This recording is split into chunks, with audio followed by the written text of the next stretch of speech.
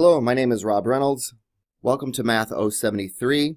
Today we get our last section, section 8.7, Mathematical Modeling, where we're going to be talking about how to apply the logarithmic function properties that we've been studying this chapter. So there's a lot of formulas out there that deal with logarithmic functions.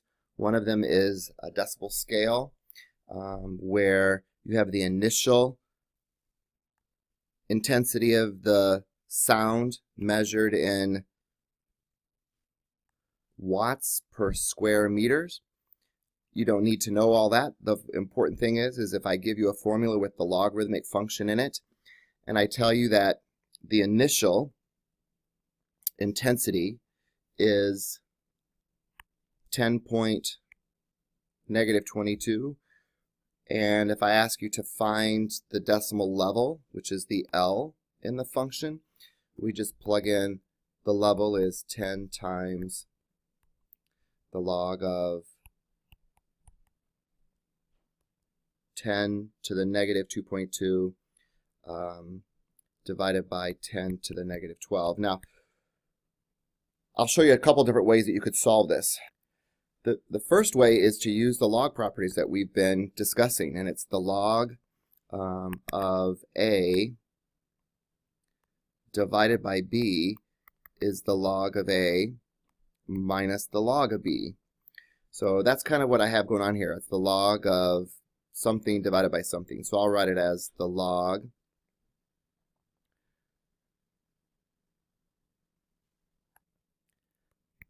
(10 to the negative 2.2 minus the log of 10 to the negative 12. But that seems a little bit more cumbersome. I've got to type in more logs. I think an easier way would just be to simplify everything. Remember, if you have x to the 6 divided by x squared, you don't divide, you actually subtract. So I could do something similar. So you could do method A if you wanted. Method B seems a little bit simpler to me, where L is equal to 10 times the log of rewrite the base and subtract the exponents. So negative 2.2 minus a negative 12 gives me the 9.8. And then one of the log properties that we've learned is you could actually dump this 9.8 out front. So that would be 10 times the 9.8 times the log of 10. And one of the things that I hope you remember from your logs that were previously taught in previous videos is that the log of 10 is the same thing as base 10. And whenever these are equal, that's equal to 1. So other examples of that would be the log of 5 base 5 equals 1. And the natural log of e, even though I don't write the base, it's also a base e down there. It's understood to be base e. It equals 1 as well because of the definition. E to the first equals e. So I recognize this as a 1. And all I have to do is multiply 9.8 times 10 to get 98, and then you would stick the units back on their decimals. So part B asked what is the intensity level of the sound, and so they're giving me L this time. So the first time that in part A they gave me I, 10 to the negative 22nd. In part B they're going to give me the 75. Which is the level, L. And they're asking to solve for I. So this time I'll plug in L is 75, and I'll say 10 times the log of I divided by 10 to the negative 12. And so again, I have some choices here, but this time I'm going to go divide through by 10 to get 7.5. And then I am going to do this property which we talked about earlier, the log of I minus the log of 10 to the negative 12. So you have some choices here, and you just have to choose which method to solve depending on what the problem is asking and what's going to best help you solve for the letter. So I chose this because I'm trying to isolate I and get I by itself. And this is probably the fastest way. So I'll take this negative 12, dump it out front. So this is actually the opposite of negative 12 times the log of 10, which we've discussed that the log of 10 is just a 1. So that just cancels out and makes it a positive 12. So next I'll subtract off 12 from both sides. And as I mentioned earlier, even though I didn't write the base, we know that the base of logarithmic functions is always base 10. And if I fishhook this, 10 to the negative 4i, that's the definition, negative 4.5 will equal I. So I'm kind of drawing the fishhook backwards. So this is actually the definition of logs. You can change any log into an exponent through the definition. And I call that definition the fishhook, because it kind of looks like a fishhook after you start here at the base, come over to the negative 4.5. Remember, logs equal the exponent, so this negative 4.5 is the exponent, and then that equals the I. So again, the author had part A here, and there's part B, and you can punch that in and get a decimal equivalent if you would like. A second example would be through chemistry, talking about the pH level of liquids, hydrogen. So I give you an example. The pH is 7.5, so I'll plug that in here. And it's asking me to find the concentration of hydrogen in moles per liter. So let's solve for H in this problem. So remember, I can divide through by negative 1. And the base is still 10. And I'll fishhook this to get 10 to the negative 7.5. And again, if you wanted to punch that, that's around 3.16 times 10 to the negative 8. So depending on what form makes sense in the problem, sometimes we leave it 10 to the negative 7.5, and sometimes in chemistry we're going to be rounding. So oftentimes in banking we deal with this formula, which you've seen before in previous videos, which is a compound interest formula, but if it's annually, then we don't have to use the P1 plus R over N to the NT, because if it's annually, then N equals 1, and then that simplifies the formula a little bit. So if it's compounded annually, which this problem is, to plug this in, it says how long, so we're going to solve for time. How long will it take to start with 9,000 and accumulate to 15,000 at an interest rate of 5%. So I want to know if to get 15,000 from 9,000, so 9,000 is so there's the amount after, here's the principal or the initial amount of money. And the formula says 1 plus the rate, which is 5%. How long does that take? And so I'll divide through by 9,000. And to undo addition, we do subtraction. To undo multiplication, we do division. To undo an exponent, that's a variable, we use logarithms. They are the inverse function. So the log of 15/9 will equal the log of 1.05 to the t power. And then I can bring that t down out front and make it t times the log of 1.05. And then if I divide through by that, I'll probably at this point just punch out my calculator. The log of 15/9 divided by the log of 1.05 will be t. So punching that into my calculator, you can see I get somewhere around 10.5 years. And that's what the author has too. So it takes about 10.5 years for $9,000 to grow to $15,000. In part B, they're asking me to find the amount of time. How long will it take 9,000 to double itself? Well, the doubling formula says 9,000 is going to go to 18,000. I have the same rate, 1.05 to the t. But doubling just means I have a 2 out here. So this problem is very similar. I'll still log both sides and use the third property of logarithmic functions where I can dump this out front.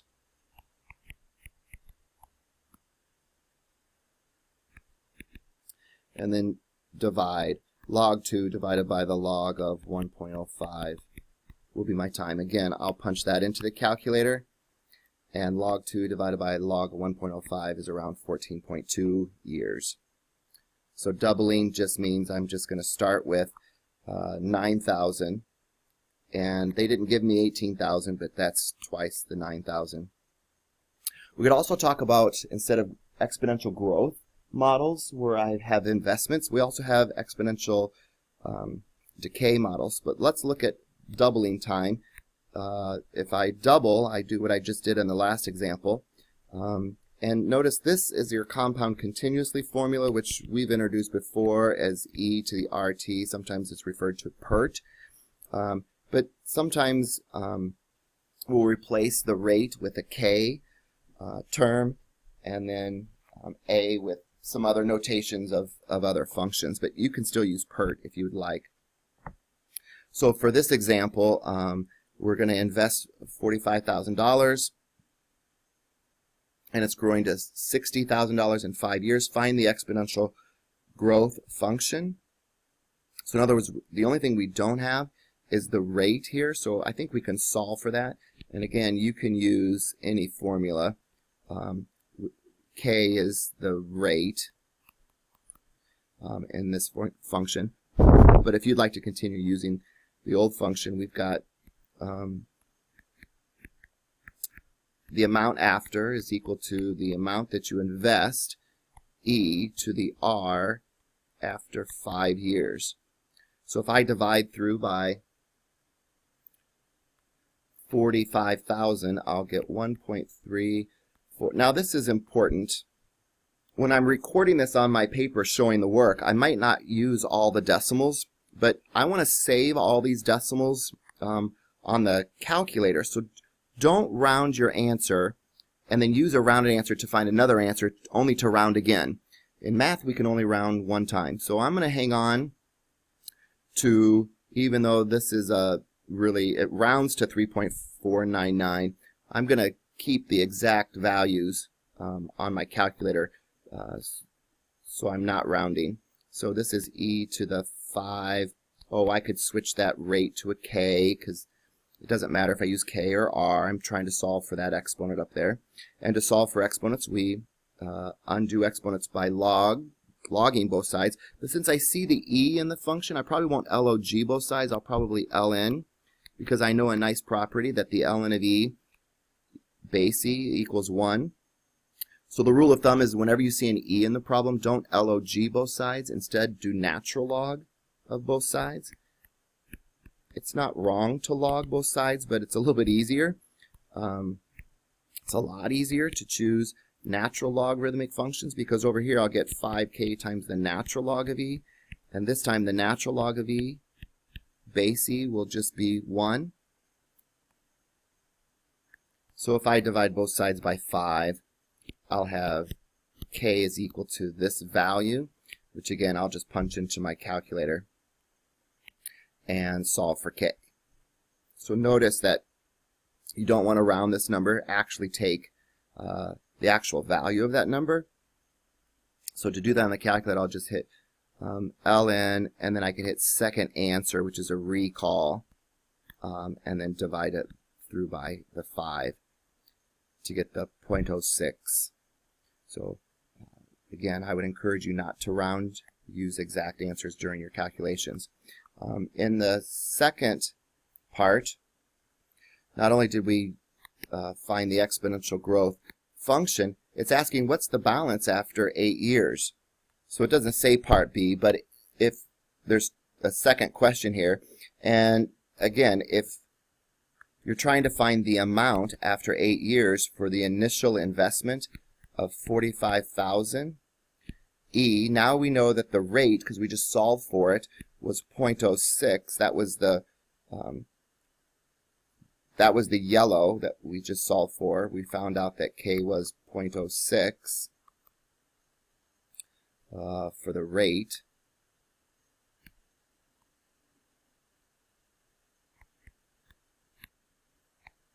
And that's for 8 years.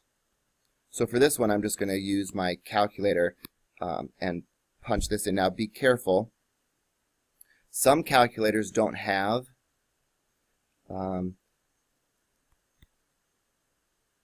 this function that my calculator does. If I hit second ln, see how it stays in that exponential form? Some of you don't have that. You'll have to use a parentheses around this whole thing, otherwise you won't get the correct answer. So just make sure that you're typing this in correctly. Practice this on your calculator, and then if you need help, email me and I'll help you with your calculator, because each calculator is a little bit differently. Some will have to use parentheses depending on your calculators, some will not.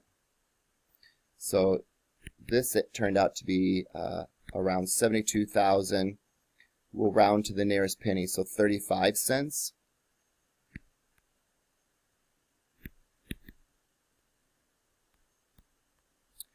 And the last one says doubling time. So doubling means I'm going to wait for my initial investment, 45,000, to double to 90,000. This is kind of like part C. And again, we're solving for how long will it take, 0.6%, to double my money. So by the way, I just get a 2 out there if I divide.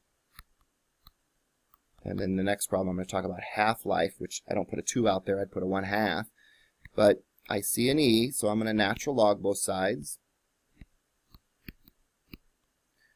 0.6. I'm going to dump this out front. Ugh. So all this comes out front. So the natural log of 2 is 0.06t. Of course, the ln of e just dropped. I could write it out here, but it goes away because it's just like multiplying by 1. And then so the ln of 2 divided by 0.06 would be my time, and that's approximately 11.6 years. You can punch that in the calculator. So again, here's how the author is solving this. You can pause the video and look at that. The last example that I want to do is exponential decay. And sometimes we talk about half-life. So sometimes minerals have half-life. It takes so long for it to decay. Carbon-14 is one of those examples that it takes 5,730 years to decay, to emit half of its original. So if we start with the formula, I'll go back to PERT. I don't know what the K value, I don't know what the rate is. All I was given is a time, how long it takes for it to become half. So you could let P be any number you want. I'm going to choose 1. But the amount will be half after 5,730 years. So we have everything we need except for the rate, and we can solve for the rate by using natural logs. The natural log of e to the 5730r, which I could dump this out front. And then it just becomes a matter of typing this in. I would probably type in the 0.5, a little bit easier than the 1/2, and divide by 5730. So now that I have a rate, which if you punch that in is somewhere close to a very small number, we could let that be K, we could let that be R, but But now I can answer the question, which is, if an old table is made of wood that still contains 75%, so this would be 50%, which would be half. So that's the half-life. If it starts at 100%, it takes 5,730 years to get to 50%. Our question is, how long does it take if our initial amount, so P to the RT, if the initial amount is 1, how long does it take to be 75% of 100? So 100% is 1. 75% is 0.75. How long, and now that I have a rate, I can plug in the rate is negative 0.000121. And just solve for this again, I'll natural log. I'll dump this out front, negative 0.000121t of the natural log of e, which cancels to just 1, and divide. So the natural log of 0.75 divided by negative 0.000121 will be how long it takes. And that's around, a lot of years, around 2,378 years. So here's how the author is explaining this. But again, they get around 2,378 years for that to take place. I hope you found this video helpful. Email me with any questions. Thanks.